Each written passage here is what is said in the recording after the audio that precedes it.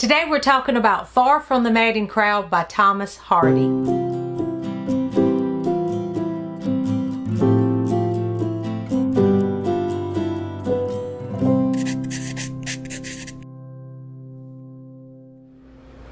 Hey there, it's Mitzi. Welcome to my channel. Today I wanted to talk about a Victorian classic, and that is Far from the Madding Crowd by Thomas Hardy.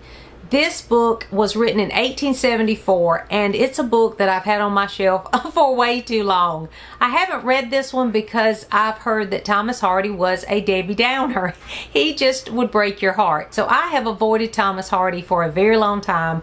That is until Victober of this past year. We read The Mayor of Casterbridge by Thomas Hardy, and I loved it. It was a 5-star read. I was so surprised about how much I did enjoy it because I'd heard such negative things about Thomas Hardy breaking your heart.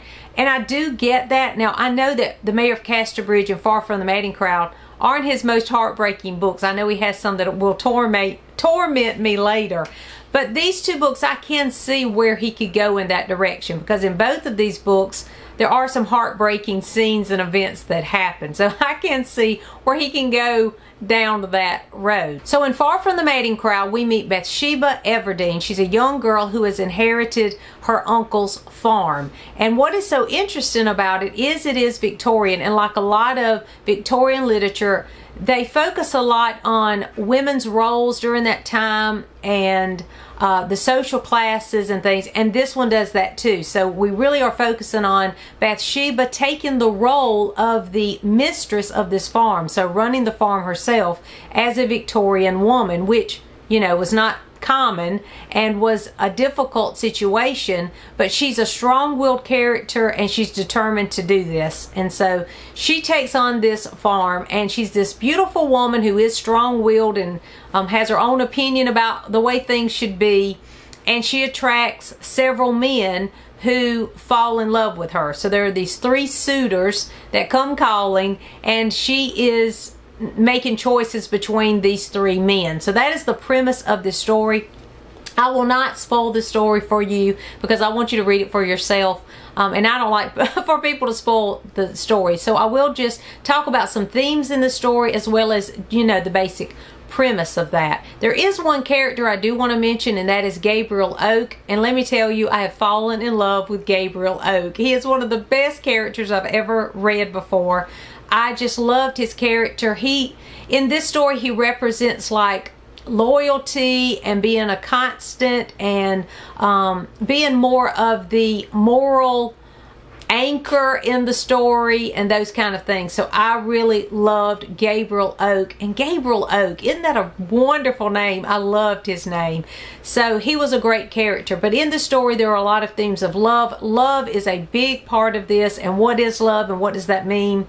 There is also this sort of domino effect, this cause and effect, which he did in Mayor of Casterbridge as well. There's this one event in the Mayor of Casterbridge that sets this man's life on in a totally different direction.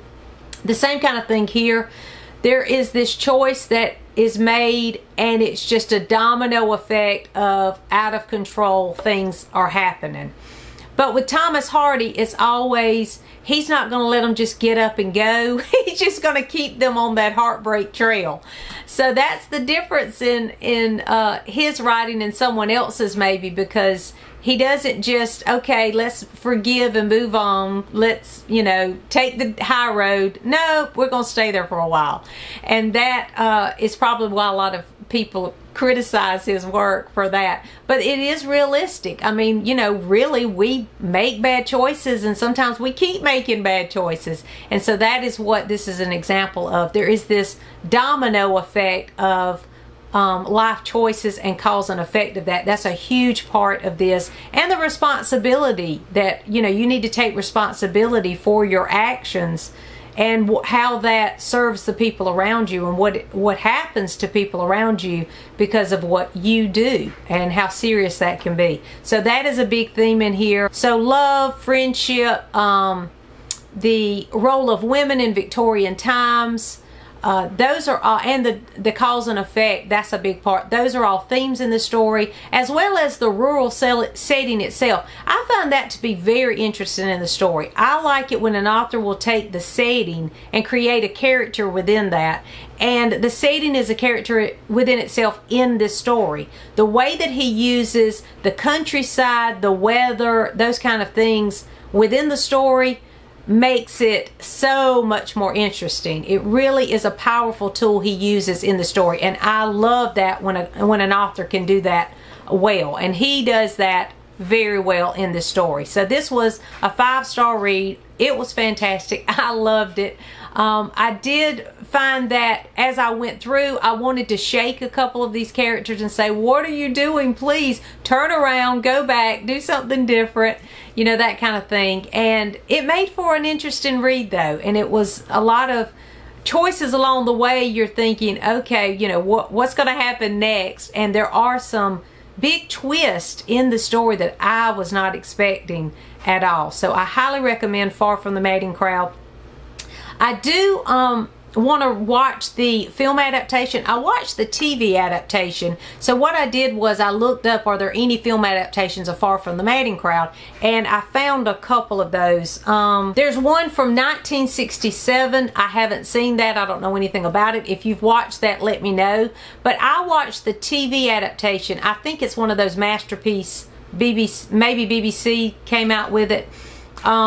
It was a TV series that I watched right after I read it. My husband and I watched it, and I really enjoyed that. It stuck to the book pretty well, and I just thought it was a great adaptation of Far From the Mating Crowd. But there's one from 2015. I have not seen that one. I've seen the trailer of that, and it actually looks familiar. I'm like, did I watch this?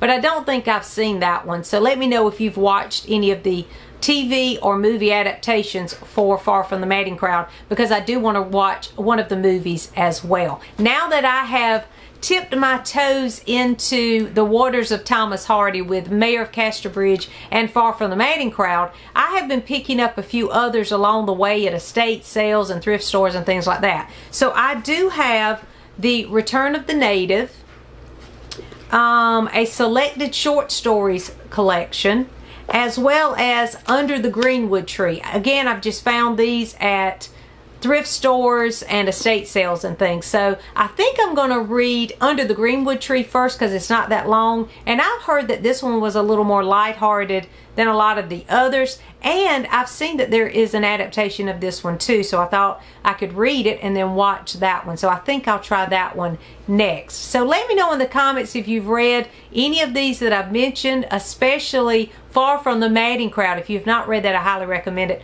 Or anything else Thomas Hardy has written, let me know that in the comments too. Thanks for watching, and I'll see you soon.